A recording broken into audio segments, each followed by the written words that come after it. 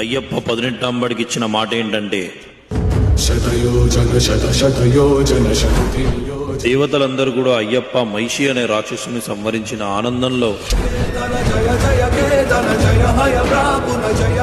ఏ మహానుభావ, లోకరక్షక, అఖిలాండకోటి బ్రహ్మాండ నాయక, మీ యొక్క చిట్టి చిన్నారి పాదాలు మాపై మోపి మీ యొక్క శ్రీచక్ర యోగ పీఠాన్ని అధిష్ఠించండి అన్నారట.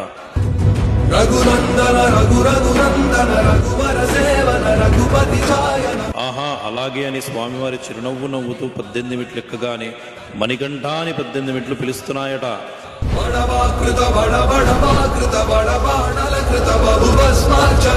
ఏంటి నాయన అలా పిలిచారంటే, సాక్షాత్తు లోకరక్షకుడైన మీరు మాపై కాలు మోపారు కదా, ఇకపై మిమ్మల్ని చూడడానికి వచ్చే భక్తులు మాపై మాత్రమే కదా కాలు మోపి మిమ్మల్ని చూడాలి.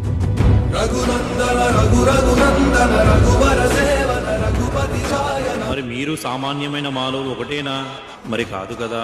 మరి మీకు తత్సమానులుగా ఉన్నవాళ్ళు మాత్రమే మాపై కాలు మోపాలి. ఎలా?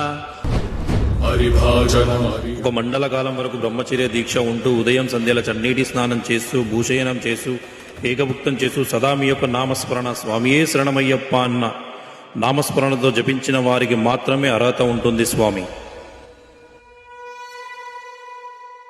తదాస్తు అని వరమిచ్చారట స్వామివారు.